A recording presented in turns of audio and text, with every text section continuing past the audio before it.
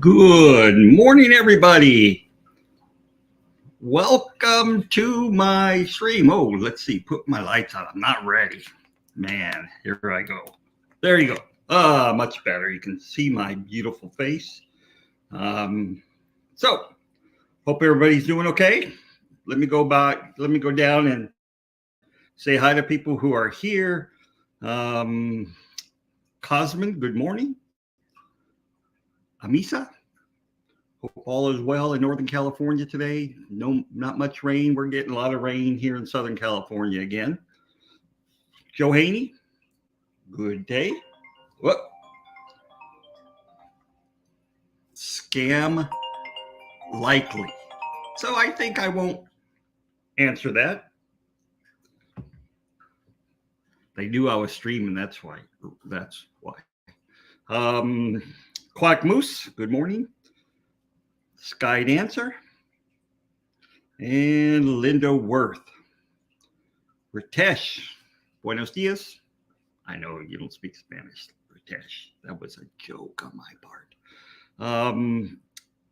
So Cosmo made a comment this morning about the raids that are going on. Yeah, for those who like to keep Brazilian killifish, and they're really going after killifish people right now because it's very easy to export the eggs out of Brazil, even if the fish come from Europe and you're getting eggs, or Asia. There's still the potential that they originated in Brazil, and so it's not a good thing going on. They should be more worried about conserving their rainforest right now, but there's still massive rainforests cutting down. So what can we say? It's not the best situation for sure, but we do what we got to do. Linda Worth, Ritesh, I think I got everybody who's here this morning. Before everybody showed up, Alexander Williamson, who had a live stream this morning, did post a comment. It's not there anymore, but I'll be getting to it. Good morning, Fish Fam Mother Susan. How are you today? And so what I want to talk about this morning is, one of the misnomers, not misnomers, one of the things that people always think of their fish, especially goldfish, and that is, goldfish are dumb. They have this 2-3 second memory and that's it. I'm going to show you just a few studies and a study that I did way back when to show you what has been done in this area of fish cognition, fish learning, fish memory, and it's quite surprising when some of these studies were done, and even despite that, we still have this idea, especially with goldfish, that goldfish are pretty stupid animals. So let me show you this. This is I just Googled this morning, dumb goldfish, and this is what I came up with on Google. So this is a Google image, not one of my images, but a Google image. So if we look at the first study that's was ever conducted on goldfish fish memory, hopefully you can see this. This is from 1916. So a paper back in 1916 in the Journal of Animal Behavior, which is the top journal in terms of animal behavior studies. And what they did is they took three groups of goldfish and put them in a maze. And after they trained them to go into that maze, to work through that maze. And they did it for 13 days. then they came back and tested them later on and showed that those fish remembered that maze and could find their way through the maze. So 1916. Despite that, people still think goldfish are bozos.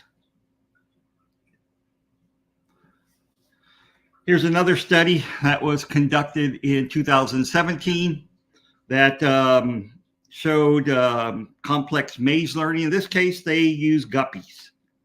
Guppies have been used for a long time. They trained them. They had 30 trials over 5 days. And in this case, the guppies reached the correct response or found their way through that maze 68% of the time. And by the last day of training, they were up to 80%. So again, showing that fish aren't this reactive creature that only reacts to their environment, but learn from their environment as well.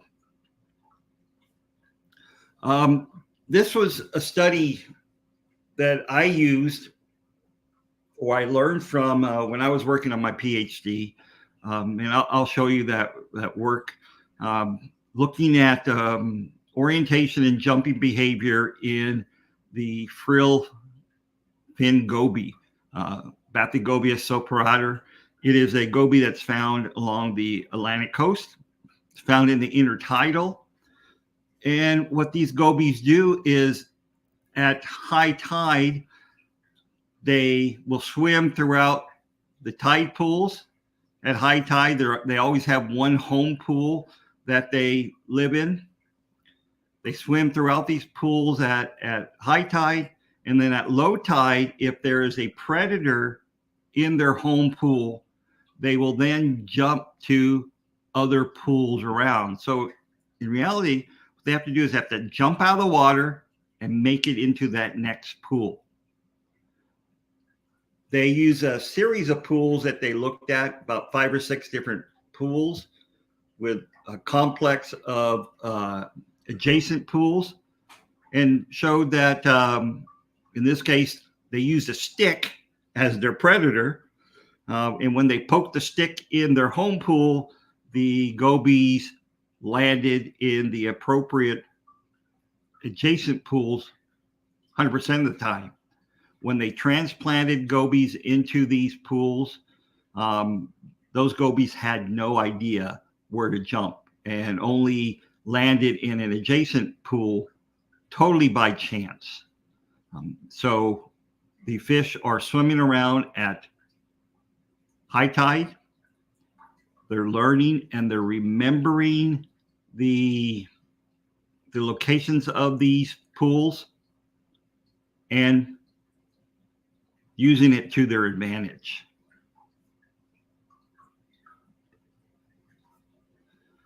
Also been shown in guppies. Guppies have been shown to potentially have a cognitive map. A cognitive map is a map that is built inside the brain of these fish. And that with that cognitive map, they can remember where they've been. They can take novel paths to a spot, just like, we have Google Maps. Google Maps shows you alternate routes. So there's just not one route. And that alternate route allows an animal to use different routes going to a particular situation. Now, one of the things that most animals have that use cognitive maps or have this higher functioning use is they have a portion of the brain that that will allow them to remember. And this is the telecephalon. This is a small portion of the hindbrain.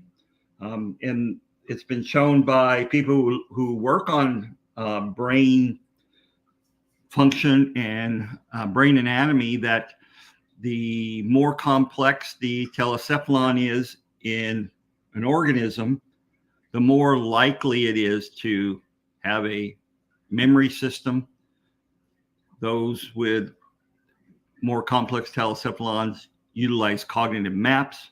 So it's just not this instinctive behavior. So they will, humans have a very complex telecephalon, and we know what our learning and memory capabilities are. So we use humans as the master plan, so to speak. And then we work back in very primitive animals that just use instinctive behaviors that, some of the, some fish do not have a very complex telecephalon, where others do have a complex telecephalon. So this is a fish that I worked with for my PhD. This is the brown surgeonfish, Acanthurus nigrofuscus. I'm going to try to show the video. I'm not sure if the video will show, but if it doesn't, I actually downloaded the video into YouTube already. So you can go look at that video. But this is a fish. They are daytime algal feeders. This is the study site in the Red Sea in a city called Eilat, Israel, which is on the very southern tip of Israel in the Red Sea. The fish themselves feed among the scattered reefs to the south, and in the coral reserve, they will feed in the just north of there in the Larome feeding site. And so these fish undergo migrations every day.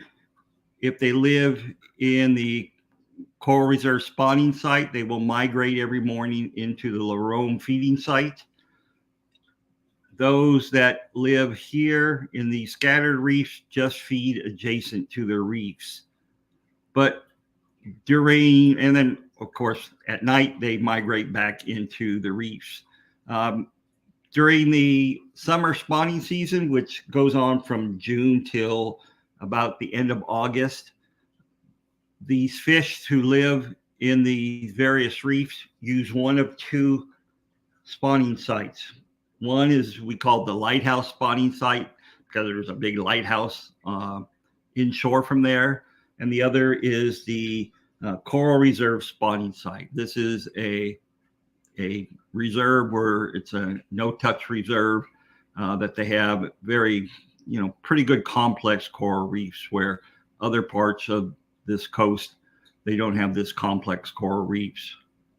So these fish migrate in the evening to these spawning sites. They then spawn, and they then, after spawning, they migrate back to their home sites.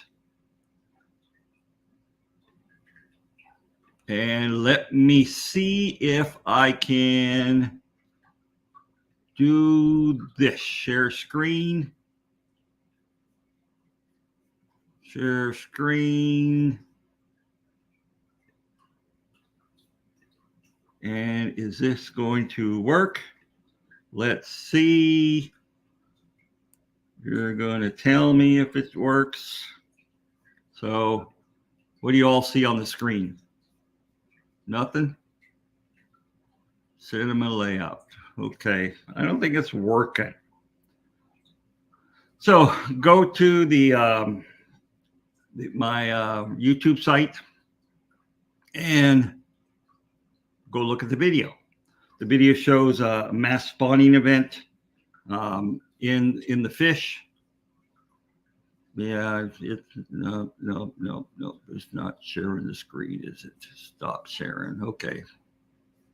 So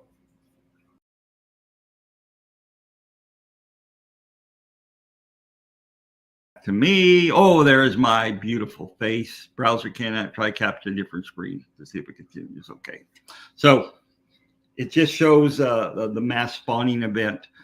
in these fish. And what I did is I captured fish as they were migrating to the spawning site, put them in the lab, and then every day for 30 days, I released a certain number of fish to see if they'd find their way to the spawning site at night or in that evening. So first day, no problems. Second day, no problems. Third, fourth, fifth, sixth, seventh, all the way up to 20 days, the fish had no problems finding their way to the spawning site.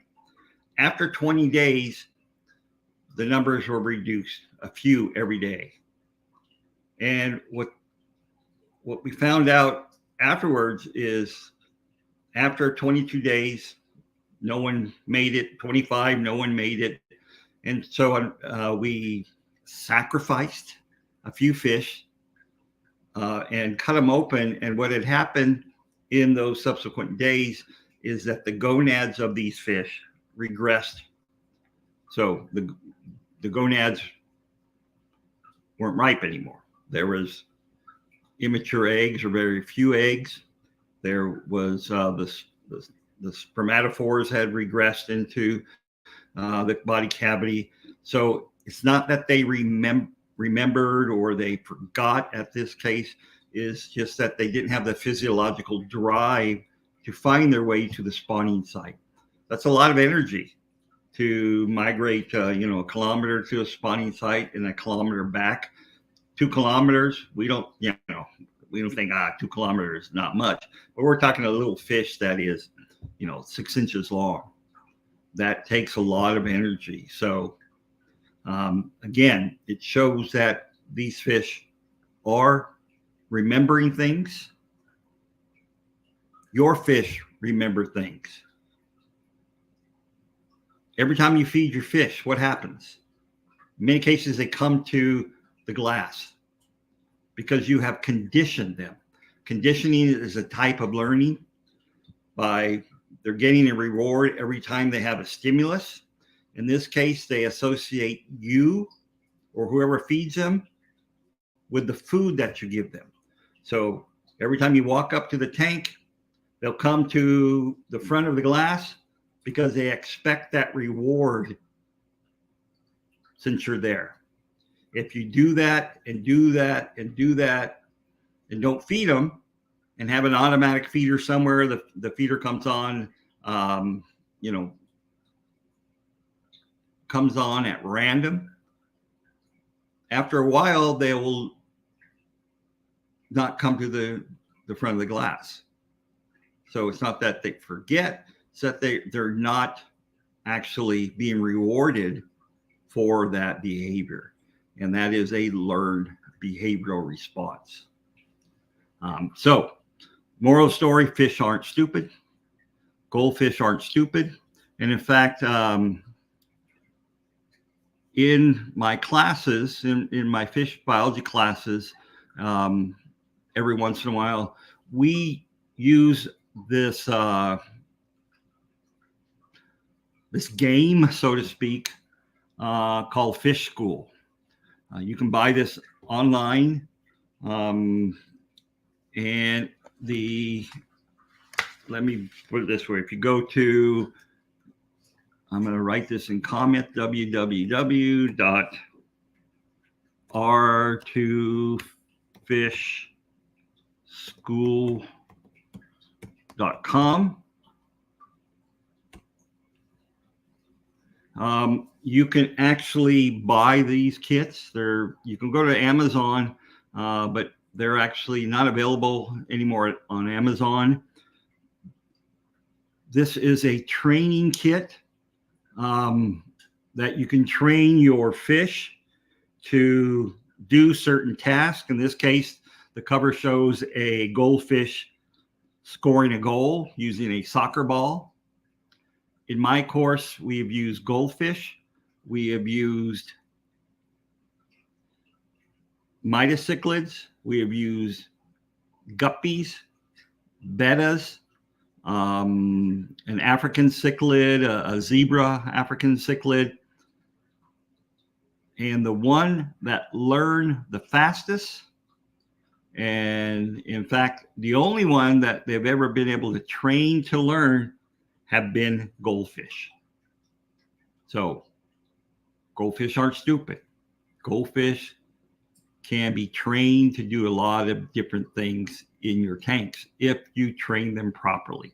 So this is if you have young kids and you want to, just set up a separate tank to see if you can train your goldfish to do something. If you have goldfish, we just use normal comet goldfish. And it gets kids interested in fish, gets kids interested in animal behavior. So it gets kids interested in a lot of aspects of science that may pique their interest in science in general. I want to just give a shout out. I have this shirt says "Spawn Till You Die." It's a salmon shirt. I wear it in my classes, in my fish biology class, when we talk about reproductive behavior, especially when we look at salmon reproductive behavior. These shirts are made by an artist whose name is Ray Troll. I put that in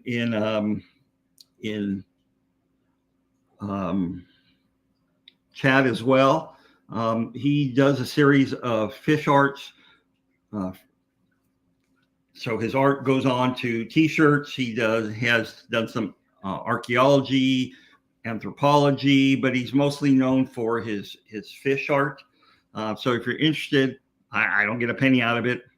Go to his website, and he has all sorts of fish. Most of them are T-shirts like "Walk softly and carry a big stick." Well, it's "Walk softly and carry a big fish."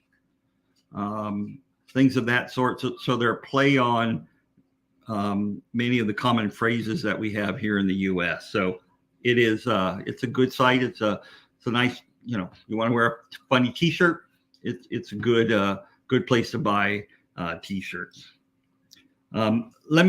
I know there was a comment or a question by Cosmo, I believe, Cosmin, about let's see, no, aquatic moose. Curious if they move back up to their original ponds over time. Yeah, what happens is when you have your next high tide, they will actually go back to their home pool, so to speak. And so they will utilize that pool because, every time it comes high tide, there's going to be a different grouping of fish in that tide pool. Sometimes there are predators, sometimes they're not. And most of the time, these home tide pools are the largest tide pools, and the ones they jump into are going to be the smaller tide pools. So the likelihood that a large predator or predator is going to be in a small tide pool is probably going to be much less. But they like the large tide pools primarily because there's more hiding spaces than some of the small tide pools. I want to thank Geek Boy for putting in the raffle. Again, we are having a raffle for a free trip to Peru. The free trip is we will pay your airline ticket or tickets up to $2,000 for the U.S. Normally, that will be two people. If you're from Europe or Asia or Africa, that may be 1.5 tickets. Last year, the winner was from Germany, Alexander Lerner, who is a baker. His family's been in the bakery business for over 100 years, so they've used the same bakery. He is now the head baker there, and so he was able to come along with. He brought a friend, but they spent actually a few weeks beforehand, before coming to the research center in Peru collecting, and so we fly you out, we pick you up, You stay at the research center in the dormitories there. We cook for you. You don't pay for any of your food. The only thing you would pay for if you are consuming alcohol, we don't buy your alcohol for you. But pretty much everything else we'll provide for you. You can work at the research center, helping us do our research, working in the aquarium. The public aquarium should be open by July 1st. Or help us go collect fish if you are interested in collecting fish and shipping them back to yourself. We will hook you up with an exporter, and so you'll work with the exporter to do all of that. It's a good chance just to come look at the research center, see what we're doing, potentially come to Peru for the very first time, see the rainforest. You'll have access to go to the Manatee Rescue Center that they have. Manatees are still being consumed by people. So people eat manatees, and if it's a female manatee with a baby manatee, the Manatee Rescue Center will go get that baby manatee, raise it, bottle feed it till it's weaned, and then they will put it out into ponds, large ponds where they can get used to being away from humans, feeding by themselves. And within about 2 years, they then release these manatees back into the wild. So they don't keep the manatees forever. It is a true rescue center. And so they do manatees, but they also do other animals, monkeys. There's a big black market trade for monkeys and some of the birds, and they will receive those from the Ministry of the Environment when they're confiscated from the black market, and they bring them to the Manatee Rescue Center. It's also, they have a park associated with it called Amazon Forever, where you can go out and look at things in the forest. And so they use it as part of that. So this is going to be a short one today. I have a faculty meeting. That's why I could not go at 12:30 today. If we have any questions about anything you want, please ask me. Also, in your comments, the big tank behind me, where is the point? The big tank behind me, I'm going to be changing it around. Right now, the angelfish that are in there are just a placeholder because I couldn't figure out what to do with it. I want to figure out what fish I can put in there. I've talked about this before. It was first set up as a Tanganyikan cichlid tank with 1,000 pounds of rock. Then it went to a Tetra tank. Then it went to a wild discus tank. Then it went to a wild angelfish tank. Now it's domesticated angels. I need something new. It's a big tank, 500 gallon. You'd think, oh, how about some monster fish? Monster fish could do, not monster fish, no arapimas, no red-tailed catfish, but maybe some larger cichlids. I just don't know. Maybe a native tank, maybe Southeast Asia with not blue gourami, but some maybe chocolate gouramis, pearl gouramis. Love to have some licorice gouramis, but licorice gouramis are so small that you would never see them in the tank. So something of value. In other words, visual value. CPDs would be good, but you'd have to have a lot of CPDs in this tank. So think for me. I'm all thunk out these days. Aquatic moose. I talked about Godia fry. I moved the male tequilas and left the female to drop. She's small, so probably only a couple. Haven't seen any, maybe hiding. I would say they're probably hiding, but let's see. Give it a couple days. Feed them.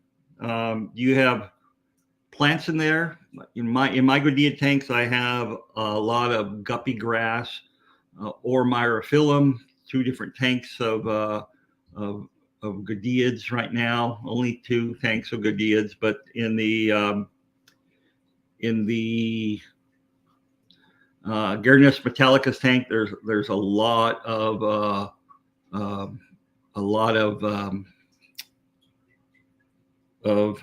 guppy grass in there as well. So the babies don't get, aren't seen until very late.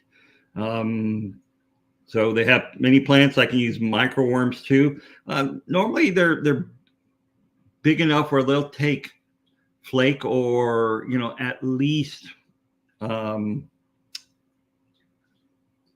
baby brine shrimp. But, I feed baby brine shrimp in all my tanks, even some of the adults. But you don't necessarily have to. They are really big. So, hey, Silver Creek, thank you for your comment. I may end up moving my stream because I don't want to stream over you or you stream over me. So you stream at 12. I would stream at 12:30. So, I'm trying not to stream over people or have other people stream over me because, I don't want to split our audience. They can learn a lot from you. Hopefully they can learn a lot from me. I am not sure, but I'm just here to amuse myself. So Ritesh says he can hook me up with some Southeast Asian fish. Okay, maybe you should email me. Tell me what you got. So Monster Fish Gal's birthday today. Happy birthday, Monster Fish Gal. My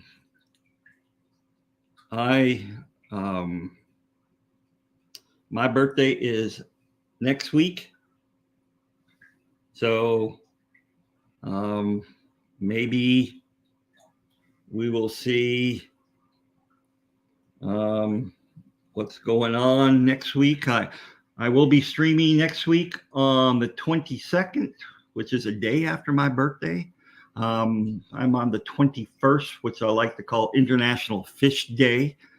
On Facebook, I call it, Happy Fish Day, because here in America, they have a day for everything. A day for, Monkey Day, National Monkey Day, but they don't have a National Fish Day.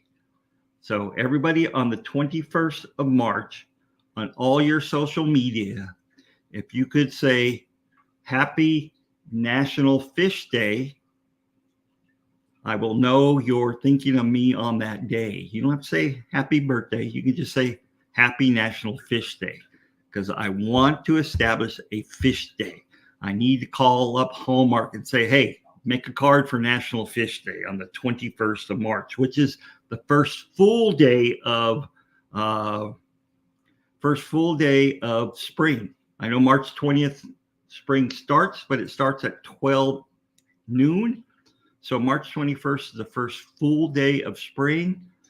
Spring is the time of rebirth, and fishes have always been the symbol of rebirth. So it's a good day to have National Fish Day. Happens to be my birthday, but that's besides the point. So Deborah Aquapets, or Deb's Aquapet, says, hi, Dr. Anthony. It's also happy interview day at LFS for me. Well, congratulations. Who's going to interview you? You're going to be in a paper. You're going to be on TV.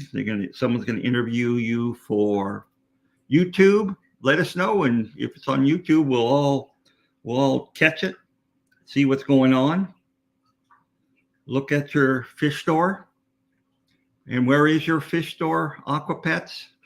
Sorry, I don't know where many of you live. I'm in Southern California when I'm not in Peru. So today, Wednesdays, I do not teach. I'm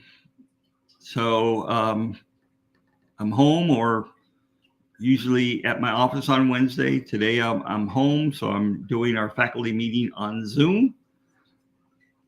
One of the benefits of COVID, if you can call it a benefits, is that we're all used to doing Zoom now. So you are in the UK. Is that what you said?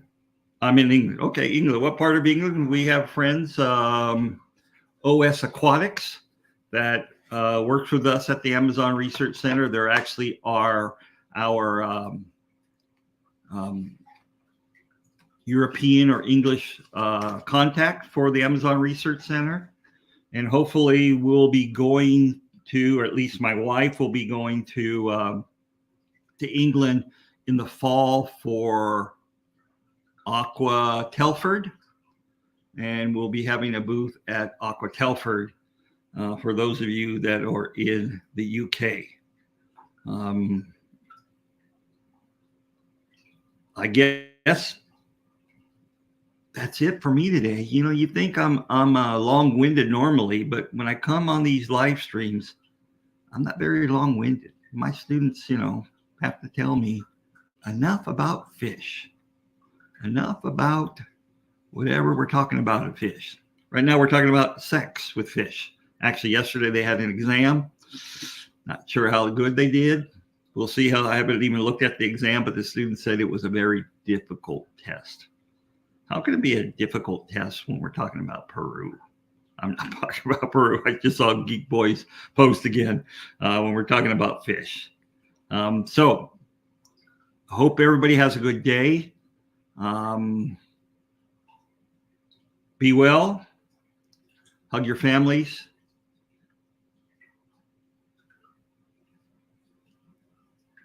Do your water changes. Twin City Guppies. Enter the raffle, and you too can go to Peru. Remember, if you win the raffle, you can give the raffle away, give it away. Or if you can't come this summer or this year, you have until September 2024 to take the trip. We'd love to have you there. Love to show you around. Love to show you the beauty, diversity, and complexity of the Amazonian fishes. With that, I say thank you very much. Be well, everybody. See you on next Tuesday or next Wednesday. See you from Peru, and maybe I'll walk around the research center, talk to you about what we're doing. Haven't decided what I'm going to do yet. We'll just have to wait until we get to Peru. So thank you very much. Be well, everybody. Goodbye.